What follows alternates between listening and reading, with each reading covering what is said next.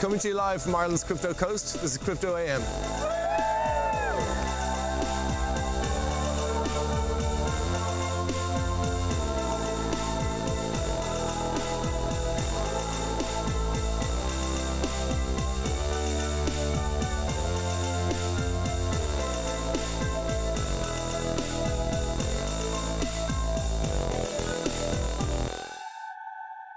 Welcome to Crypto AM. I'm Hugo McCafferty and we're coming to you today from Huckletree D2 in Dublin city centre.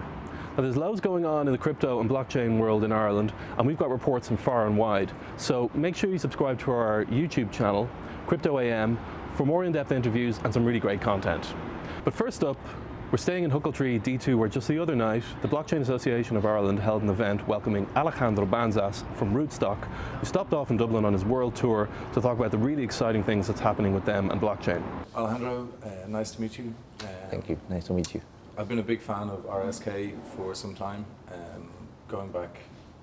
Maybe you can explain a little bit for people who are just hearing about RSK now and think it's another ICO, maybe explain a little about the history of RSK? Yeah, well, so the co-founders started the Bitcoin Argentina NGO long time ago.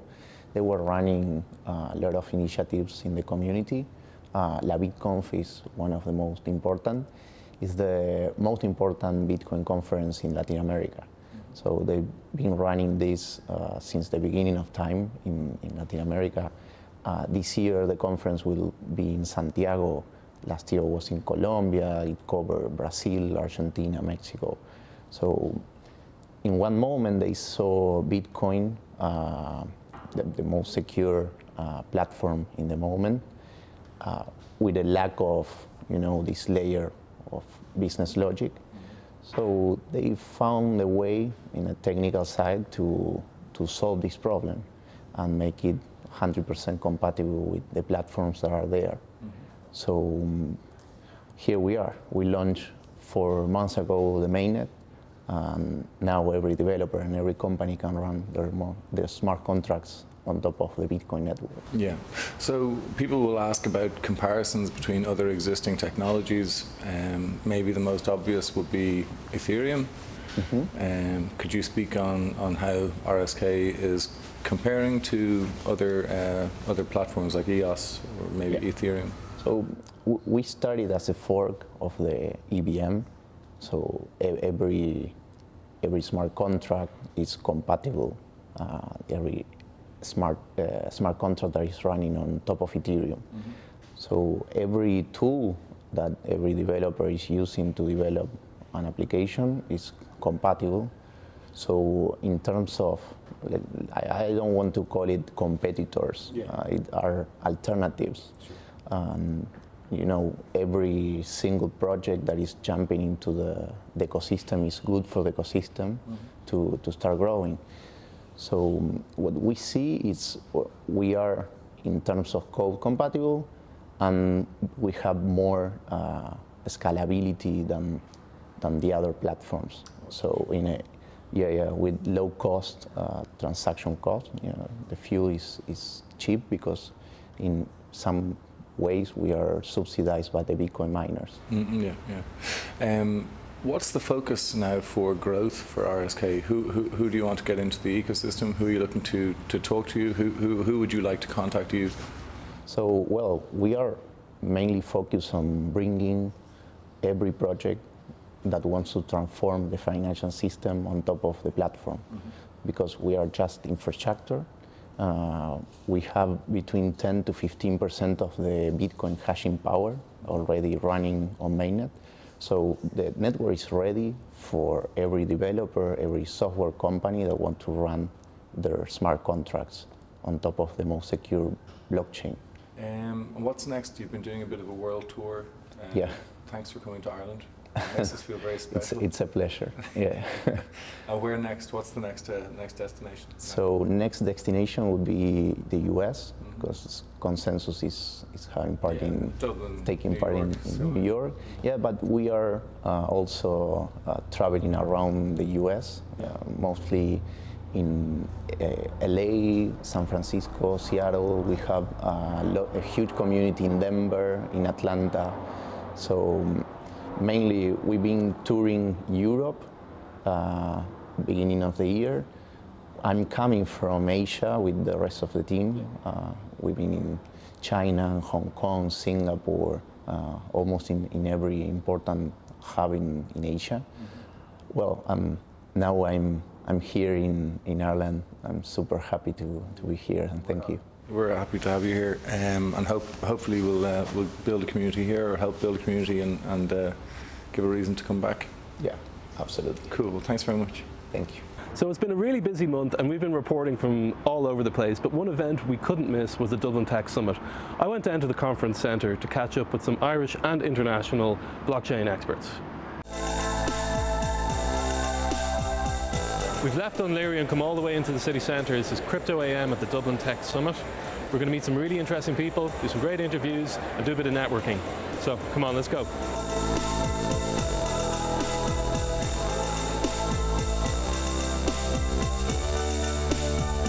It's been great. Really, it's been really good now, I have to say. There's a good crowd, and there's good buzz, and there's good energy from new technologies out there. So yeah, I'm very happy with what we've seen so far. Yeah, you know, Mingo's got bragging rights. Mingo really represents the first cryptocurrency project, the first distributed ledger project in this country. So props to Joe for being a trailblazer and showing this market what's possible. The messaging app is ready right now. People can download the messaging app today. There are 7 channels on it. Facebook, Twitter, Skype, Slack, Steam, Discord, and IRC Cloud. We are with Telegram and LinkedIn as well at the same phase. So within the next 6 weeks, we'll have those on the platform as well. Then it's adding in the wallet component, the casual esports gaming. So the end user has a reason to be in there and using the coin. So there's a functionality, and there's less of the speculation. And the growth of the app itself and the growth of the user base will create organic scarcity for the people who get involved in our ICO now. So you have this kind of, I suppose, it's easy for me. Everyone will say their chicken lays the best eggs. But I think the model we have will suit the speculator in terms of buying into our ICO now, but it'll also suit the end user, because the volatility won't be there. Because there'll be millions of people holding a handful of coin rather than a handful of people holding millions of coin. The kind of marriage between blockchain and music is multifaceted. IP and kind of recording who owns what and when, and who did what and when is a really good use case or application of the technology. But a big part of it is also around how artists and musicians and content producers actually get rewarded for the content they produce, whether that be music, art, journalism, whatever.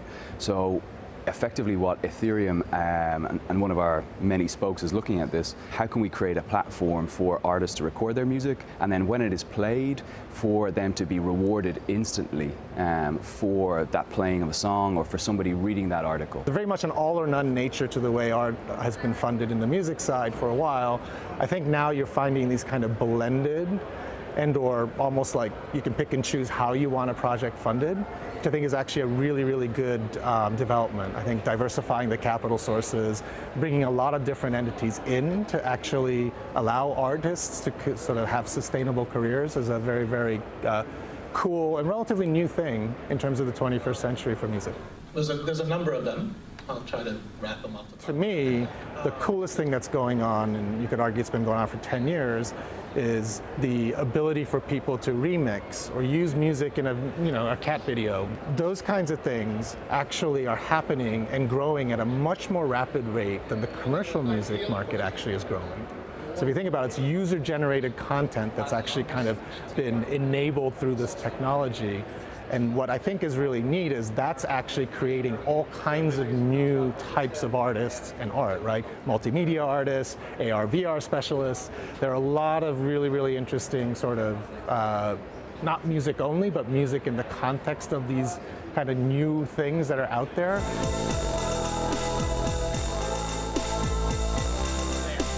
Thanks for watching, guys. That's our report from Dublin Tech Summit. There's loads going on here. We've met some great people, had some great conversations, some great interviews.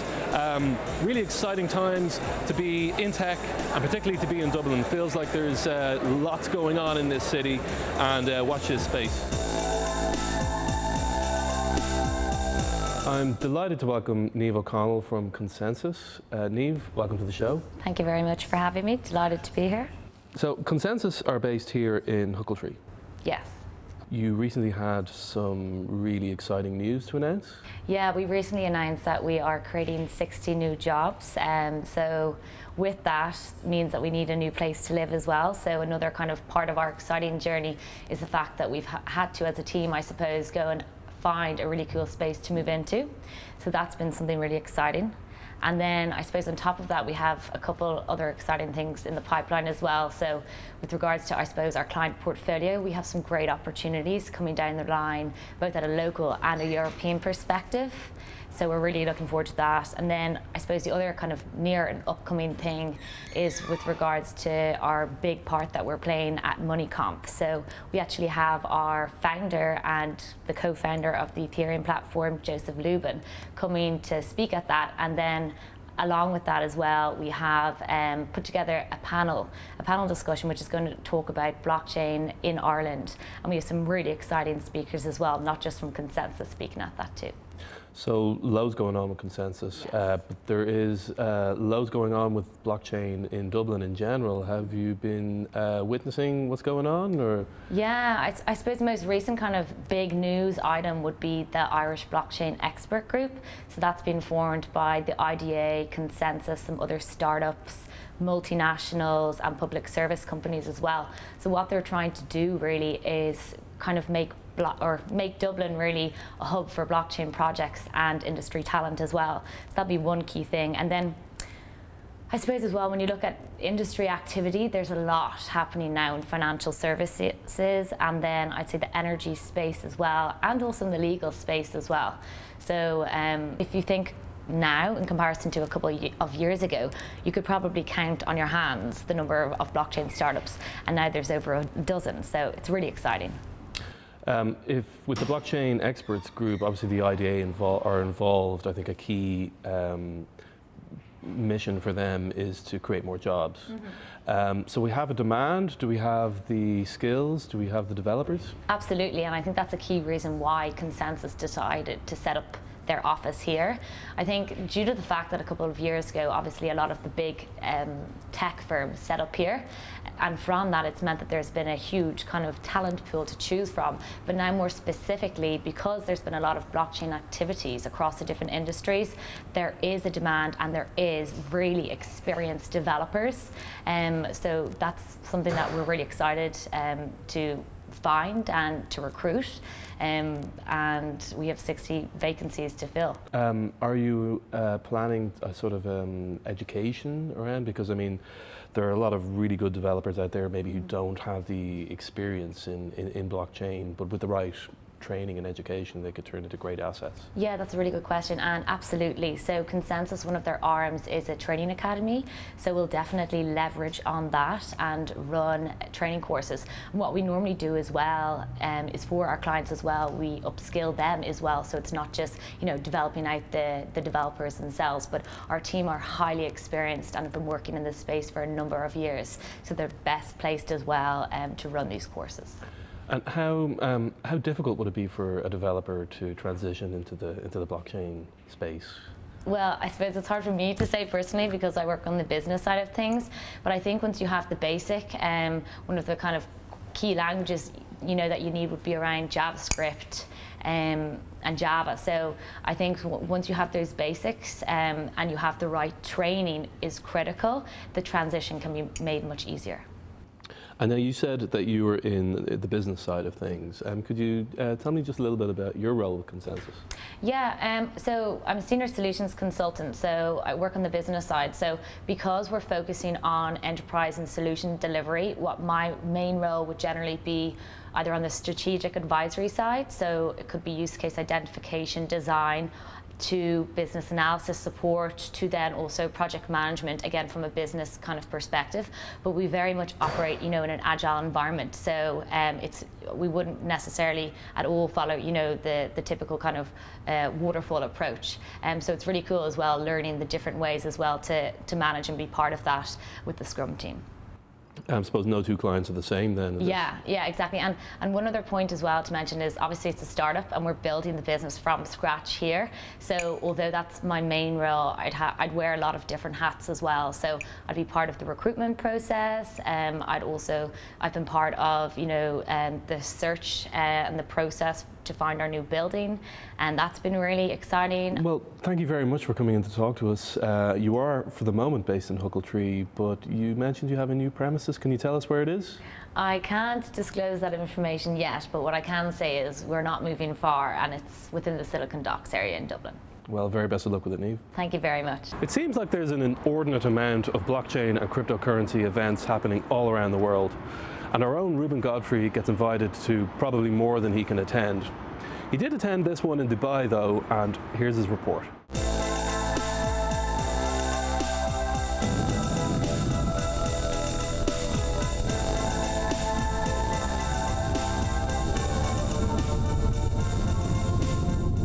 I'm here in Dubai, another ICO conference. There's a Blockchain Innovation and Investment Summit, I think it's called.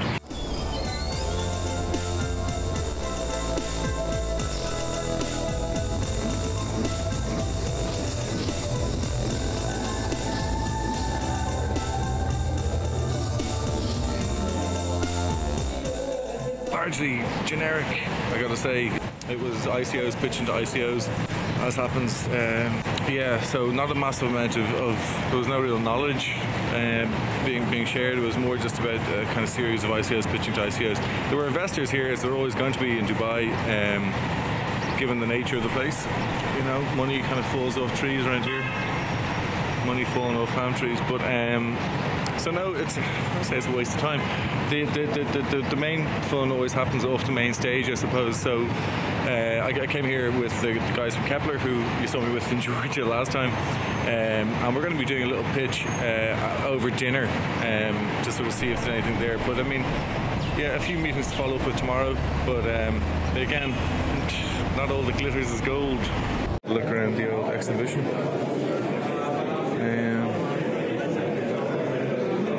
There's about 40 exhibitors here,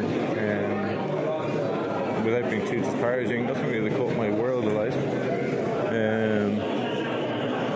There's a few kind of vague, I don't really know, this Clicksy, they were up on stage there a few minutes ago, it didn't make any sense to me at all.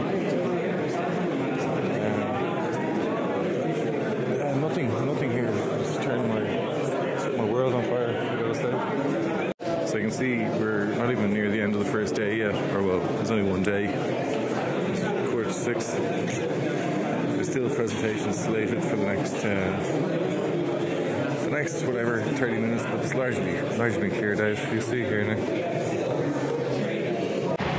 It was pretty dull, I'm not gonna lie.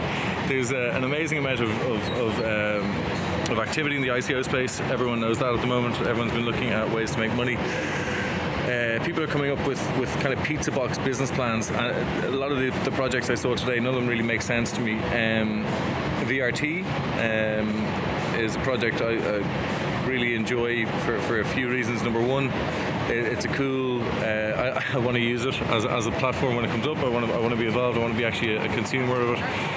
But when you dig a little bit deeper and you look at the business model, you look at why the tokens make sense. Is it going to be a good investment? Take a look at it.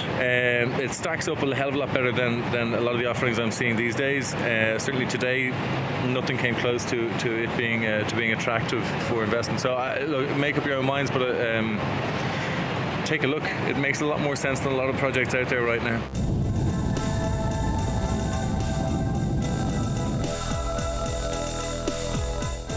Just goes to show that not every blockchain and cryptocurrency event is worth attending. So if you are going, make sure there's value for you there. Make sure you make appointments for the people that you want to meet before you go. Now, Reuben will be continuing to attend events all over the world, so make sure you check our YouTube channel, Crypto AM, for further updates. We've got Brian McGarrigle from Huckletree here. Brian, welcome to the show. Yeah, I'm really glad to be here. And I'm glad to be here. It's a really cool co-working space. Yeah. We're really, I mean, I kind of give you a bit of a background to the actual space itself. So Huckletree itself is born and bred out of London, where we've got three really cool spaces. But we first actually started in a really small space in Clerkenwell for 40 people, and it was really kind of pure co-working at its finest. Built a great base there, and then expanded in spaces to like Shoreditch, and then White City as well, where there's a big focus on like the VR and AR world. And then Dublin was our first kind of international expansion. So we're very kind of lucky with the building that we've chosen. The Academy building is obviously first and foremost very rich in history, dating way back to the 1800s, but previously Twitter were here as well. So it's an iconic building in the centre of Dublin, not far from Silicon Docks down the road, from the IFSC, and it's a great place to grow startups. So why Dublin as your first international excursion? Yeah, I think timing was really good for it. So obviously Dublin had come through quite a rough patch. There's a really strong focus on FDI. Some great companies have come over across from not just from the States but from elsewhere. But also you've got to look at the indigenous companies here as well. We've had a few unicorns that grow out of places like Dublin. And there's a really strong ecosystem and support system in place for startups. So it seemed like it's just an absolute ideal location to grow Huckletree and take it international. And are you very tech focused then in Huckletree? Yeah, like we like to say we've kind of 4 or 5 cohorts that we really look at. So it's like early stage startups, scale ups, venture capital, corporate innovation teams, and then creative agencies as well. But the primary focus will be on tech startups, and that's like some of the companies that we have here. Like we've got Kontainers, who are digitizing the whole freight forwarding process. We've got the guys from How's My Dog, who do like basically Airbnb for dogs. So they're usually early stage startups, maybe have raised on a Series A, and are looking to scale and grow. Is there much going on in terms of blockchain here at Huckletree? Yeah. Like I mean, I find that I have a keen interest in the blockchain space. So we're really we got the guys from ConsenSys down here, obviously founded by Joseph Lubin, who co-founded the Ethereum blockchain, and we're looking to kind of build an ecosystem around them. Obviously, within Huckletree, there seems to be a lot of activity in the blockchain space in Dublin. So having them as sort of a tenant is definitely a really good way to attract more blockchain companies to Huckletree. I think what Huckletree does maybe slightly differently to other co-working spaces is you seem to create a culture in the space, not just provide the infrastructure. How do you do that? It goes back to the curation process, so the people you bring in here. So we don't just open up our doors to anyone. It goes back to that idea of building it around those cohorts, which I mentioned earlier, those cohorts of tech startups and scale-ups, because you've got to have people with similar challenges and similar commonalities, so they can actually sit down and discuss some of those challenges that they have, and that's kind of sets the platform for a pure co-working space. So yeah, it really goes back to the people that we have in here. And once we have those people in here, we obviously provide a lot of support for them as well. So for example, every month we do a Vox Box, which is like a founders focused meeting. They come in, we host the meeting ourselves, and they talk about some of the challenges that they might be facing, and we'll work with them to see how we can alleviate those pressures, whether it be in recruitment issues, business development issues. We'll reach out into our network, maybe put on events about supporting and helping them out with those issues that they're facing.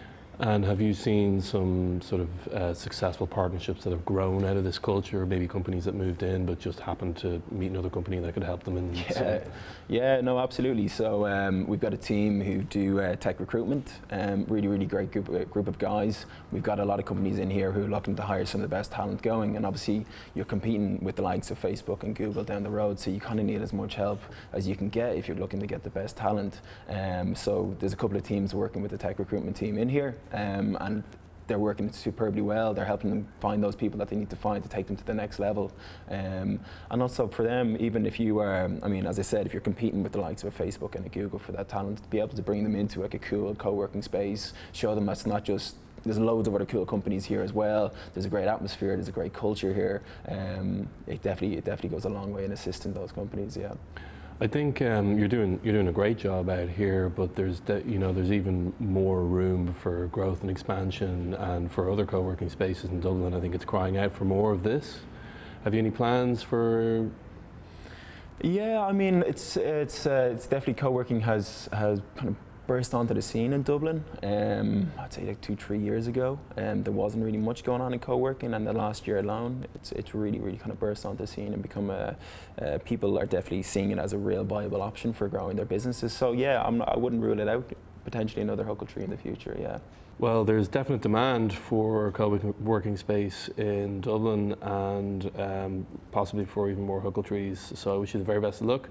Thanks for talking to us. We'll catch up again soon. Brilliant, appreciate it.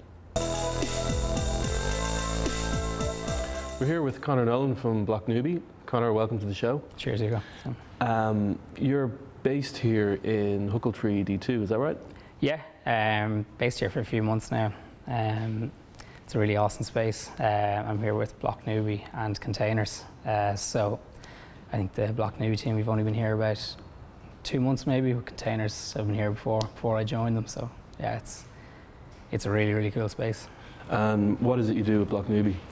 So with BlockNubie, I'm working on partnerships. So Lachlan Esther, our CEO, asked me to get involved to try and help out. Cause I have a good enough network in the startup scene. And the kind of whole premise behind BlockNubie is to help blockchain startups. So it's a decentralized ecosystem for blockchain startups. And it's really kind of about enabling and helping blockchain startups get off the ground.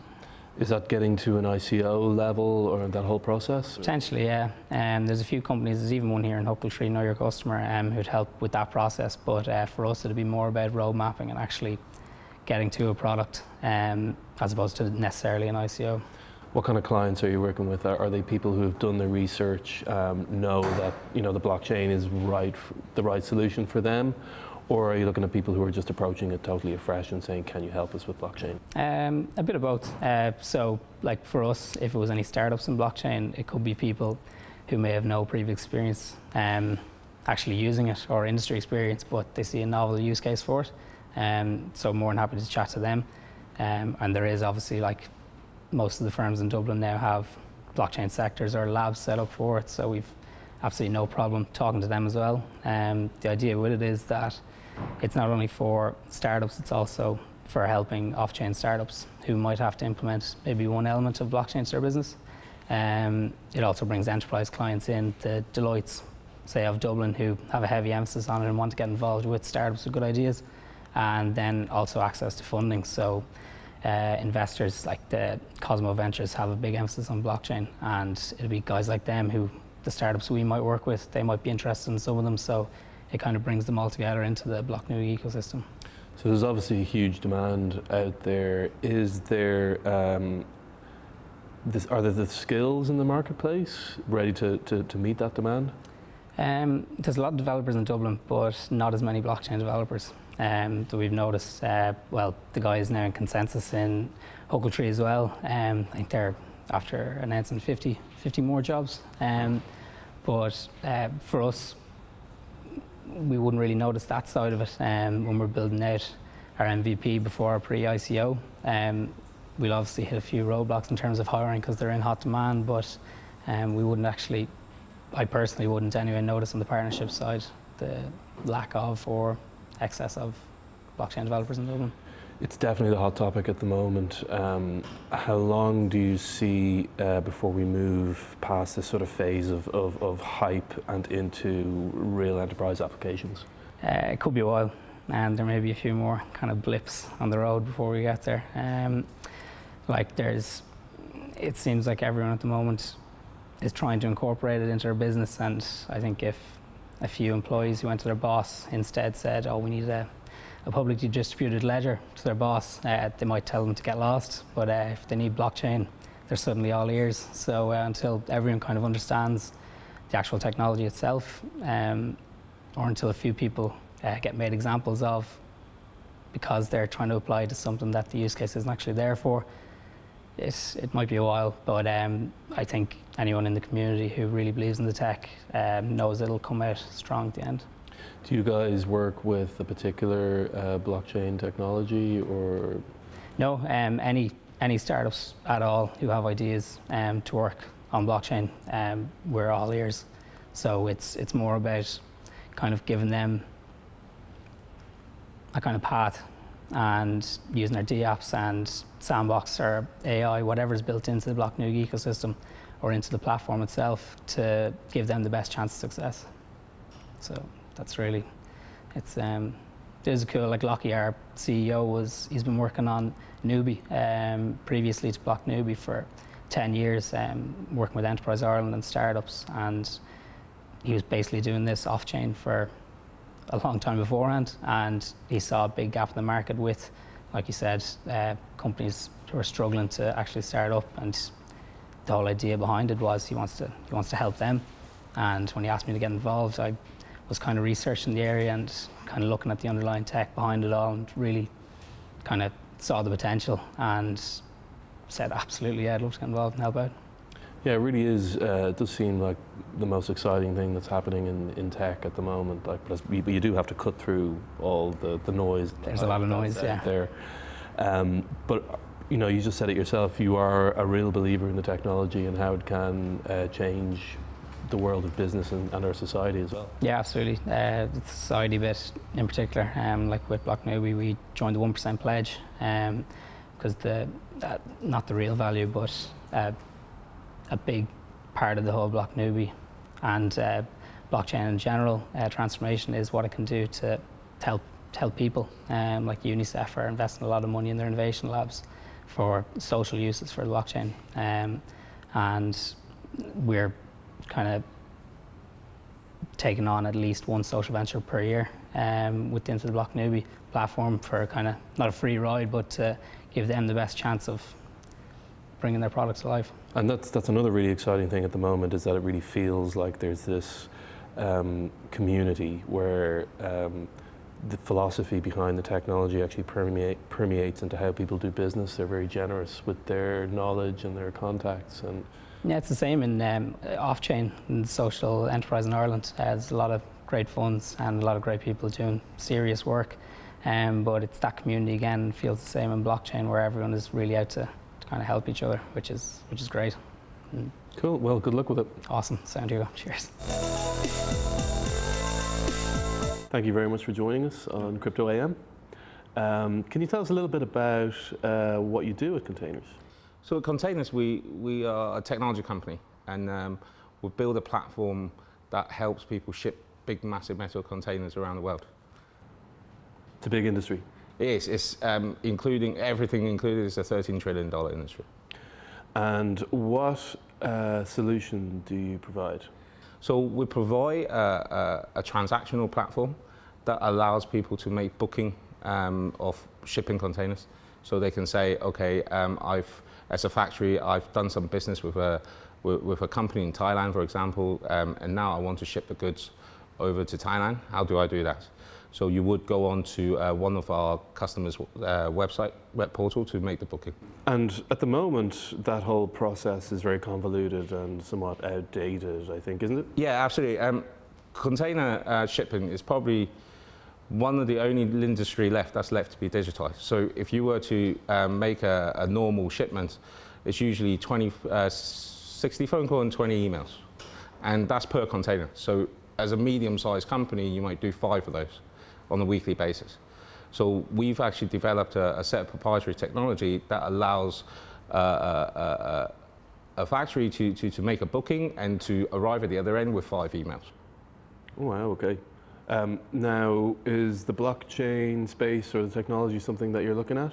Yeah, so blockchain is actually very interesting for us many ways. So what we do is, if we do our job right and it scales, we're actually affecting the efficiency of world trade and what you trade things with, currency. So cryptocurrency is definitely interesting, and also the kind of the distributing ledging side of it behind it. So if you think of shipping a container from A to B, there's the truckers' involvement, there's customs involvement, there's actual shipping line involvement, and on both sides there could be rails as well. And so it will be actually, and at the moment a lot of the work is paperwork. So using a distributed ledging way for signing receivable goods is actually a very efficient way of doing it, and it can scale very well. In theory, it sounds like perfect for the shipping industry. Absolutely.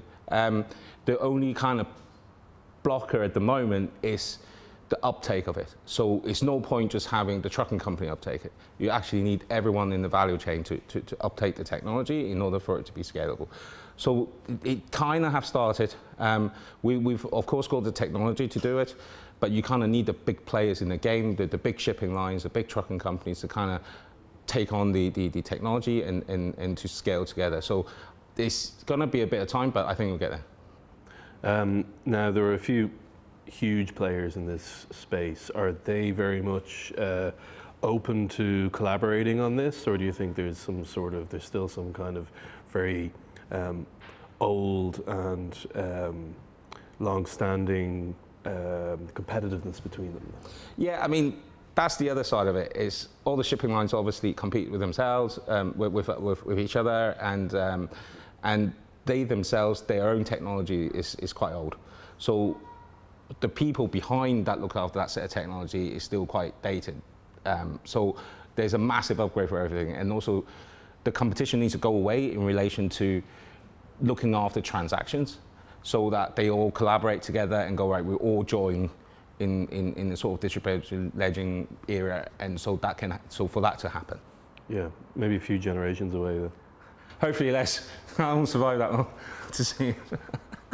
Well, Charlie, it sounds like you have your work cut out for you. Very best of luck with everything. Thank you. Thanks for talking to us. Thanks. So it's all talk of expansion, and here on Crypto Coast we're expanding too. Reuben and Luke hit the road to suss out a potential new office for Crypto Coast in Switzerland. Check it out. Zurich today, Zug, and we're in, where are we set? Sarnen, Lucerne, Zug. So we're on the map, folks.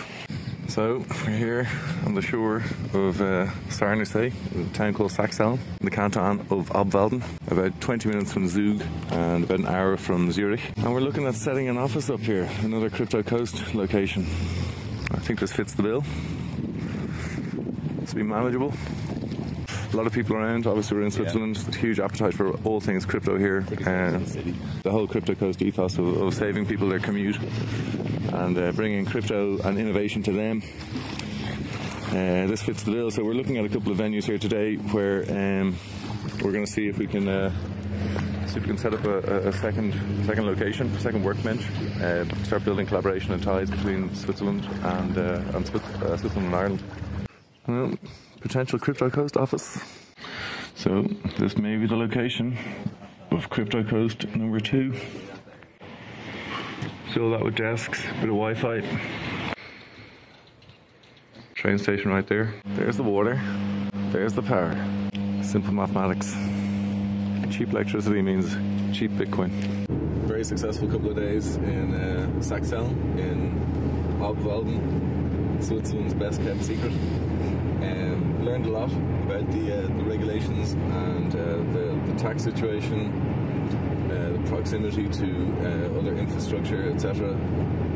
We're like, whatever, 20 minutes. We're going to be going past Zug now in a few minutes, and yeah, it has everything here except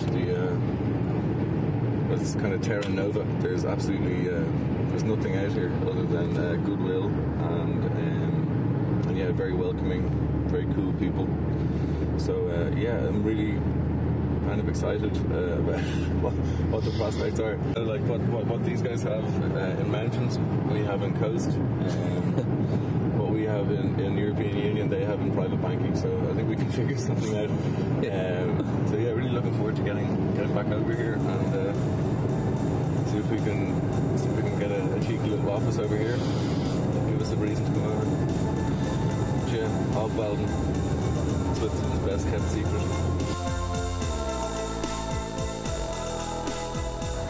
Interesting stuff from Reuben and Luke there. Will keep you updated on all the exciting developments there in Switzerland. Thanks for watching, guys. That's it from us. Make sure you subscribe to our YouTube channel. We've got loads going on. We are looking forward to MoneyConf in June, but we'll also be running our own event at the same time, focused on blockchain and cryptocurrency. Be a chance for high-level people to get together, do some networking. So make sure you check our meetup page for that. We're also going southeast and starting with our first Crypto Coast in Waterford, and that is on May the 17th. So make sure you check in for tickets on that as well. Thanks for watching.